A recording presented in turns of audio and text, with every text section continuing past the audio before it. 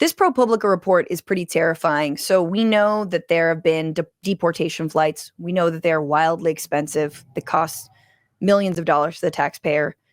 They are illegal as per judge's orders because there are ongoing lawsuits, specifically in the case of the 3 plane loads of alleged gang members from Venezuela who were then taken to not Venezuela, but a prison where alleged gang members are not literally allowed to go outside or have visitors.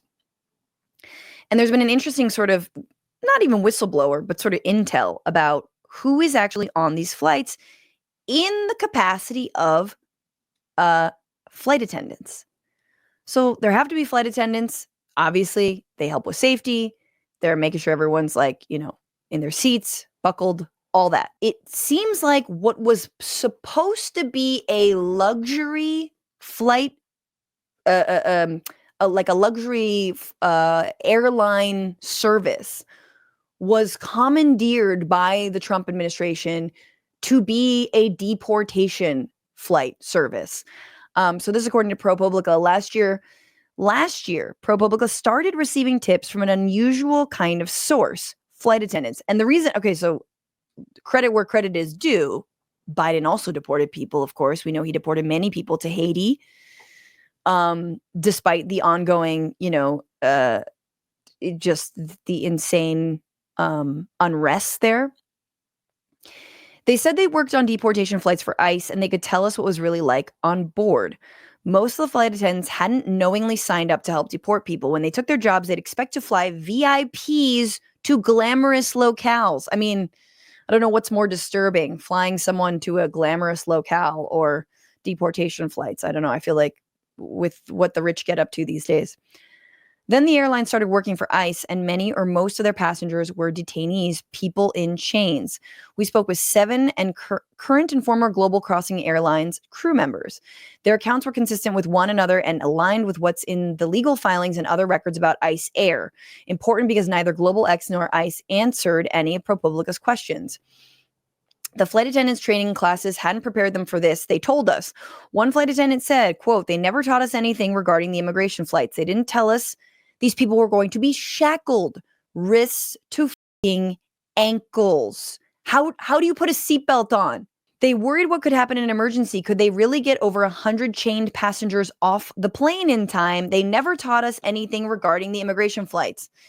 We haven't gotten a clear answer on what we do in an ICE air evacuation," another said. "They will not give us an answer. It's only a matter of time," a third said, "before a deportation flight ends in disaster." The flight attendant said there were new rules to follow, though. Don't talk to the detainees. Don't feed them. Don't make eye contact because, they're basically not human. Don't walk down the aisles without a guard escorting you. Don't sit in aisle seats where detainees could get close to you. I mean, so again, this is terrifying. Imagine if you're the flight attendant. First of all, number one, it's terrifying for the people on these flights, many of whom are being deported without any kind of obviously due process. They have asylum claims that are being sought. They're here legally. They are not gang members. They happen to have tattoos. They are hairdressers, as we learned. They are fathers. They're brothers. They do not know, obviously, what they're doing in El Salvador. But then to be told as a flight attendant, "Oh, these are hardened criminals. Don't sit too near. Don't sit too close to them. Don't walk up and down the aisles without guards. They're going to be hogtied." That's what that is hogtied. You didn't tell them this. Is there extra pay? Excuse me. "You don't do nothing," said a member of another Global X class. "Just sit down in your seats and be quiet." If a detainee looked at him, he was supposed to look out the window. One flight attendant described needing to give emergency oxygen to a little girl traveling with her parents. Oh God, I can't with this. On a deportation flight, the little girl had collapsed with a low oxygen saturation and a high fever, and the flight was diverted back to the US. But when the paramedics rushed on, only the mom was allowed to get on board. to join the little girl as they took her to the hospital. The flight attendant said the dad had to stay and that he was going to be deported without the rest of his family, without knowing if his daughter would live. Shocked, Lala approached the ICE officer in charge. "This is not okay," she yelled. "The mom had seizures. The family needed to stay together." But the officer said it was impossible. Only one parent could go to the hospital. The other, as Lala understood it, was going to get deported. Jesus Christ. 3 flight attendants said they did get some rare guidance on how to run evacuations on deportation flights. "Just get up and leave after you open the exit door," one recalls a pilot telling him. "That's it. Save your life first." Holy sh! That was the normal briefing, said a flight attendant from Lala's class. 2 more, like the first, said pilots gave them instructions that they took to mean they shouldn't help detainees after opening the exit doors. What about their cuffs? What about, like, what? I mean, we start this program talking about, undesired lives, right? Disposable people, disposable lives. This is it. You put them on a plane, and if the plane crashes, they can die. It doesn't matter. What's their crime? Let's say the worst crime. First of all, no evidence. There's no evidence. Well, the worst crime is they don't have papers. Quote, it was as if the detainees' lives were worthless, another said. The flight attendants who spoke to ProPublica believed that those lives were not worthless. That, many of them said, is why they no longer fly for ICE Air and why they shared their stories. Though we didn't hear from Global X, then CEO Ed Weggel did address the deportation flights in 2023. Quote, "In the time that we've been flying, we've not seen any inhumane treatment.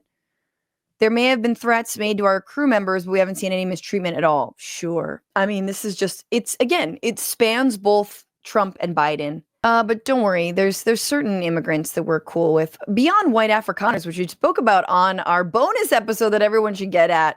If you got $5 million lying around, I know I do. I know I got $5 million, patreon.com/bitchuation room. Just buy a gold card. I haven't seen you in a while. $5 million. For $5 million, this could be yours. That was the first of the cards. And then, you know what that card is? Gold card. It's the gold card. The Trump card, gold card. Who's the first buyer? Me. Who's the second? First. I don't know, but I'm the first buyer. It'll be out in about less than 2 weeks. So if you are wealthy, and let me just be honest, like, no wealthy person has ever been a criminal, okay? That's just facts. Wealthy people are much less likely to commit crimes. It's like, who is that?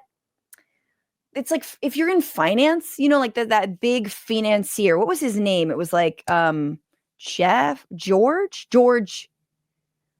What was his name? He was like so wealthy. He had like a private jet and like an island, and he just, like, everything was so legal, everything that he did there. Yeah, I think his name was Georgery Epstein was his name. So yes, if you have $5 million lying around, you can absolutely come to this country and set up a business and underpay a bunch of workers, none of whom will be undocumented, however. In fact, there will be no workers to fill any of the jobs that you're trying to get filled. What's going on, Frantifa? If you haven't already, subscribe to this channel right now. Hit that button. And also, you can become a patron and support the show every single week. Get access to bonus episodes and exclusive merchandise. Patreon.com/bitchuation room. Do it.